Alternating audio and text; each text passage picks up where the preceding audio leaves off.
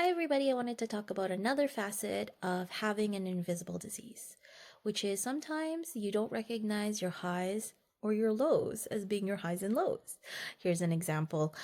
I joined the gym in February and I was going to the gym pretty good. I'm really impressed with myself. Like 3 to 4 times a week in February.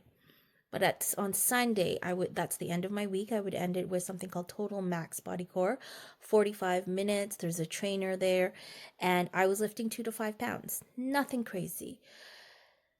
And then that just took away all my energy.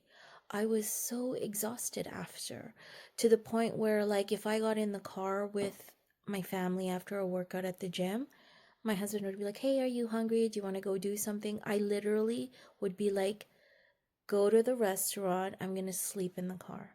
Because I had no energy.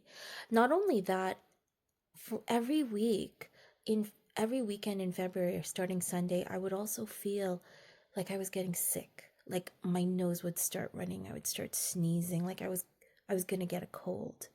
And it would take about until Wednesday when I went back to the gym that evening for me to actually feel better, feel like, okay, I have enough energy to go back.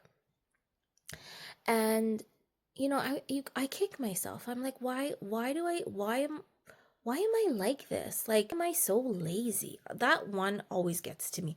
I'm always thinking, why am I so lazy? Why do I let my family go and do things without me? And why do I feel like I'm abandoning them when I'm not when I just want to sleep? And I have so much guilt. And then I went to see my oncologist last week, and I got my blood work back, and he said, you're on the low end of your white blood cell count in order to be able to take this chemo med. He's like, you're not there yet where we have to stop, but you're very low, so you need to watch out. And it finally clicked in my mind why I was feeling so tired. And it wasn't the workouts, it wasn't any of that. It was that I had low white blood cell count.